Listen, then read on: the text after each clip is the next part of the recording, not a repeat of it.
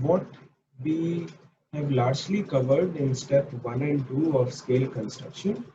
Step 1 was where we were defining the domain, and step 2 was where we are writing the items.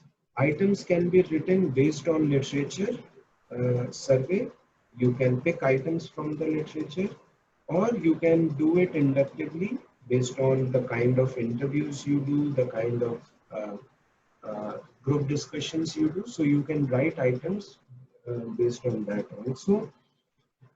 When you are writing items, remember we talked about certain characteristics of items. Make them simple. Don't use difficult English. Don't use ambiguous items. Don't use double-barreled items. Don't have ambiguous pronouns, and so on and so forth. We discussed different kinds of items there. We also mentioned that have a mix of positively and negatively worded items. Okay. We also mentioned, we discussed about the different kind of formats of items. We talked about unequal items. Examples of those were Thurstone and Gutman. And we mentioned that writing unequal items is very difficult. You are saying one item is more important than the other item, which we don't do for the kind of constructs we work with. So therefore, what we go in for, the kind of scales we are going to develop, we work with equally weighted items. All items are equally important. All items are imperfect indicators of the latent construct, and therefore we will consider all of them to be important for our work. Okay.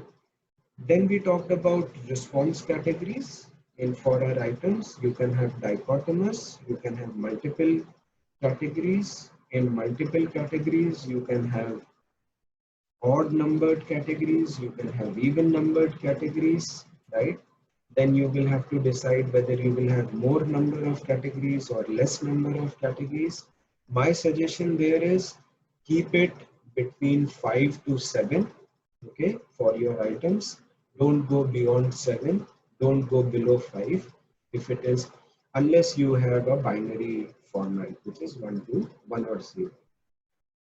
Then we talked about Likert scales. Likert scales are typically ordinal scales ranging from minimum to maximum. But we use them for regressions and the factor analysis and SEM analysis that we do. We consider them as interval scales because uh, they have, over time, studies have shown that they work similar to continuous variables. Then we also talked about semantic differential scales. We talked about visual analog. We talked about time frame items where time can also be written, where you can bring in the time element. How often have you done this in the last week? How often have you done this in the last month? How often have you experienced this in the last few hours, and so on. So time related wording can also be introduced in that.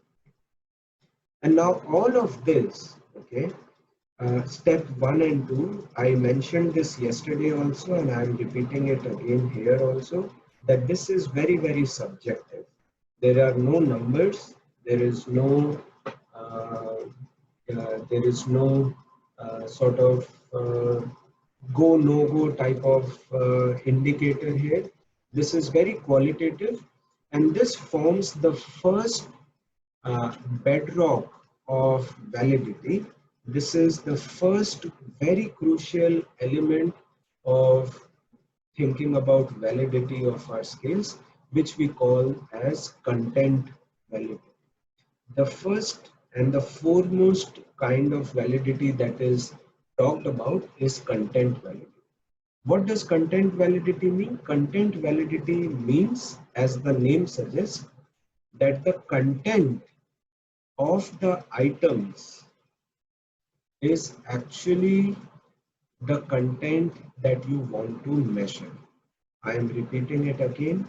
The content that is going to be tagged by the items of your measure is the content that you want to uh, uh, measure, right? So this is content validity, that the items are actually capturing the construct that we are interested in. Okay, so what does it mean? It means systematic examination of test content. So what we do, we determine whether it covers representative sample of behavior domain to be measured. So the statement simply says that the items that we are having, it covers the behavior domain that we want to measure. We systematically analyze the behavior domain, the domain that we are interested in, and we uh, guard. So remember, we were talking about through that example of PNI construct, we said that we draw a boundary of the construct. So we guard against overgeneralization. That means we are not saying that our construct measures everything, right? So we are talking about what we want to measure, and we are guarding against inclusion of irrelevant factors, right? So we are saying that our construct measures what we have defined and not something that we have not defined. So for example, mathematics test may be unduly influenced by ability to understand verbal direction. So if your maths test has very difficult English or English words, right, then it will end up becoming a test of English instead of mathematics. That is what I'm trying to write here.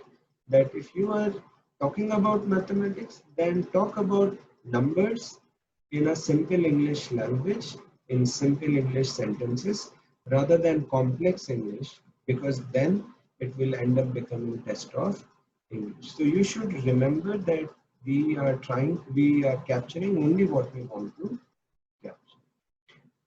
Choice of appropriate items, I think we have already talked about this quite a bit, that we think about what is the content area or topics that we want to cover, number of items to be included for each item.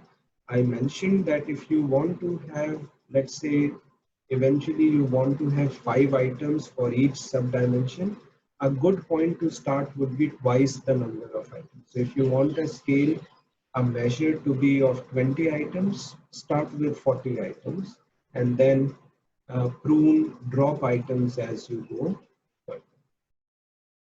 Okay.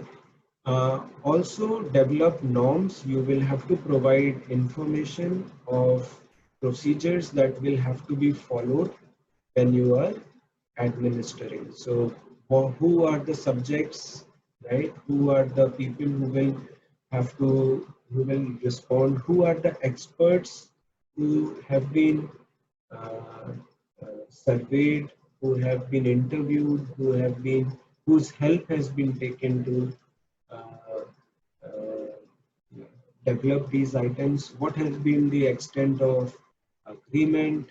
Uh, uh, Dates when they were consulted, textbooks, journals that you have. So it's like basically the paper that I was talking about. You mention everything in a very clear manner to show what is the procedure you have followed. Okay, and empirical procedures, we will talk about them now when we talk about reliability and different kinds of validities. Um, so what is, if you are developing math scale, then items that, if you are testing maths ability of students, then items that show largest gain in percent of children passing. are the items that I use for. So it's basically a kind of validity. I'll talk about this when we move forward as to whether the scale that I have, whether the measure I have is actually predicting outcomes that I am interested in. Okay. Uh, Analysis of types of errors. Yeah, so I think all basically we will talk about the kind of analysis we'll do when we will do the testing of our scales as we do. There's a type of content validity which is called as face validity. So face validity is also a very qualitative kind of validity, right? So it is, there are no numbers. Once you have a set of items that you have written for your measure, what you do is you administer these or you give these items to some experts, some people who are familiar to the construct that you are working on. And what you do is you give items to those experts to read, and what you ask them is whether the items appears superficially to be correct. Okay, so whether the items measure what they are supposed to measure. So if I just read so for example, if the construct is motivation and I have written an item, I like going to work. So I will be asked whether this statement, I like going to work, is a good item, is an adequate item for the construct motivation. Whether a test looks valid to examinees. So whether the item that I am responding to, whether it is valid, it looks valid. Remember the word looks, there is no number again. It is subjective reading of the item. It is very qualitative.